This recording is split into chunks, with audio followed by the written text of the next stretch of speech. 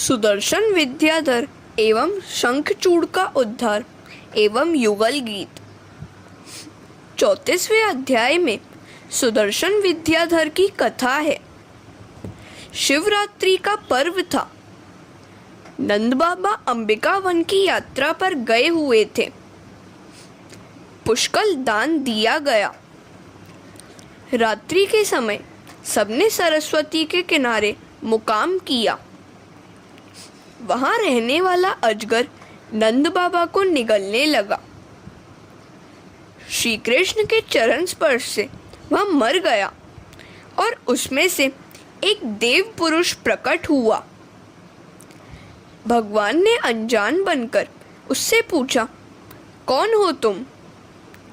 उस देव पुरुष ने कहा, मैं पिछले जन्म में सुदर्शन नामक विद्याधर था। मुझे अपनी सुंदरता पर बड़ा अभिमान था। कुरूपों को देखकर मुझे हंसी आती थी। मैंने एक बार काले कुबड़े ऋषि अंगिरा को देखा तो मैं अपनी हंसी रोक न सका। ऋषि क्रोध से भड़क उठे और बोले, रे उद्धत, मेरा शरीर भले ही काला कुबड़ा है, किंतु मन हृदय तो उज्जवल है। किंतु तेरी बात तो ठीक उल्टी है। मैंने तो सत्संग से अपनी कृति सुधार ली है। तेरा तन तो उजला है, किंतु मन काला कलूटा है। मैं तुझे श्राप देता हूं कि तू अजगर बनेगा। शरीर में कौन सी सुंदरता है? यह रुधिर, मांस, हाड़, चाम से बना हुआ है। यदि रास्ते में हड्डी पड़ी हो तो लोग कतराकर निकल जाएंगे। सो शरीर को सुंदर मत मानो।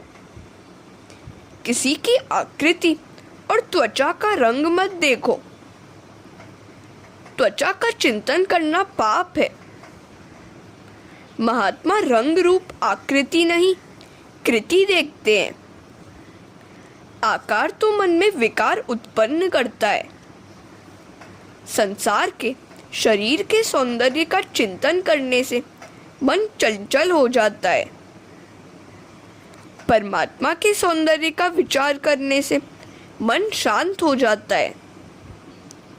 शरीर और संसार को सुंदर माना नहीं कि पाप शुरू हो जाता है। ईश्वर के सौंदर्य की कल्पना से भक्ति शुरू होती है। ज्ञान की दृष्टि से सौंदर्य किसी की देह या संसार में नहीं है। सौंदर्य तो अंदर है। सौंदर्य तो मन में होता है, हृदय में होता है, रूपरंग आकृति में नहीं। व्यक्ति के हृदय का सौंदर्य देखो, शरीर का नहीं। सत्कर्म करने के बाद नंद बाबा सो गए तो अजगर उन्हें निगलने लगा।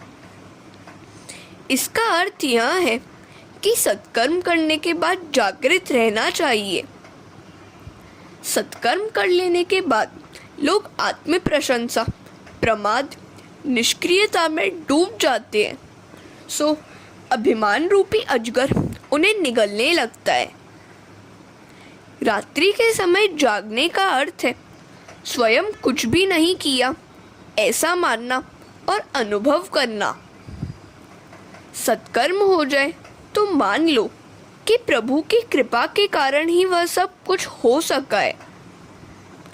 प्रभु ही ने मुझे निमित्त बनाकर वह सत्कर्म किया है। आगे शंखचूड़ के वध की कथा आती है।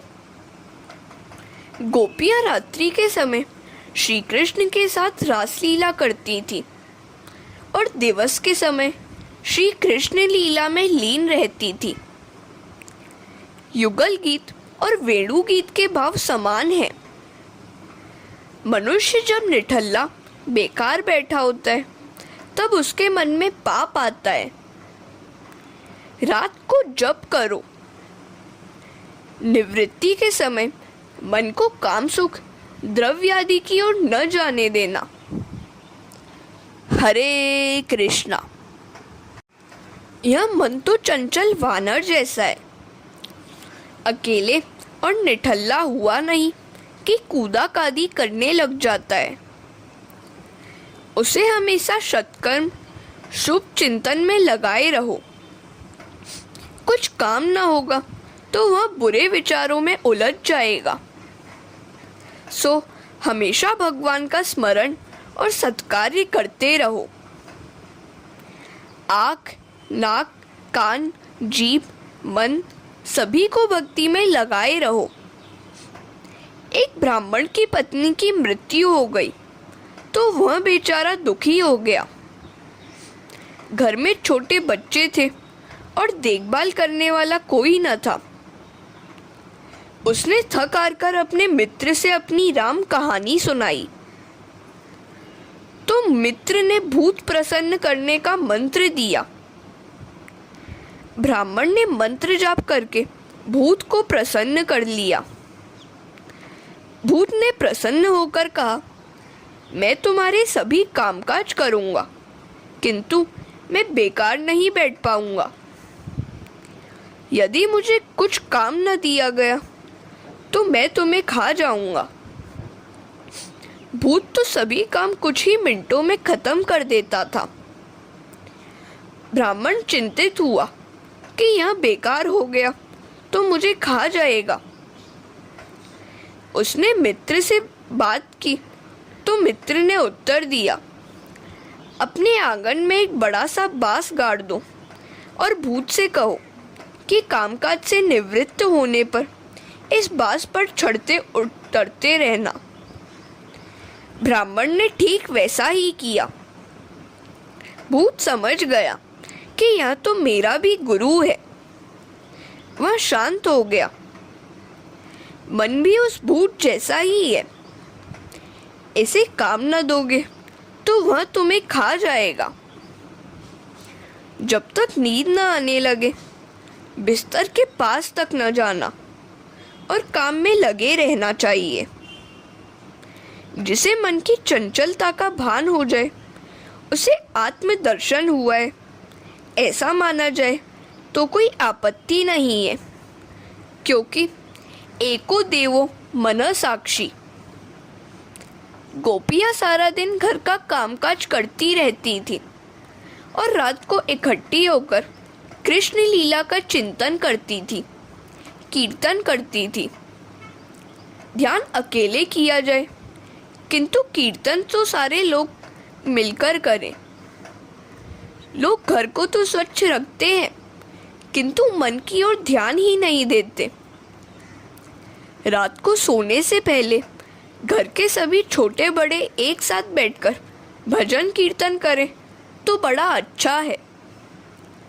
घर पवित्र हो जाएगा। कथा कीर्तन भक्ति है। कीर्तन के 3 प्रकार हैं, नाम संकीर्तन, गुण संकीर्तन और लीला संकीर्तन। घर में हर दिन संकीर्तन होना चाहिए। अरे सखी, मेरा कन्हैया भी कई तरह से बांसुरी बजाता है। जब वह दाहिने गाल की ओर रखकर बांसुरी बजाता है तब गोपियां तन्मय हो जाती हैं। आकाश की ओर दृष्टि करके बजाता है तब पाताल की नाग कन्याएं डोल उठती हैं। दिवस में कृष्ण लीला का वर्णन और कीर्तन करके गोपियां ब्रह्म संबंध बनाए रखती हैं। ब्रह्म संबंध को सतत बनाए रखने के लिए प्रयत्न किया जाए। एक क्षण मात्र भी जड़ वस्तु की ओर ध्यान न जाना चाहिए। हरे कृष्णा।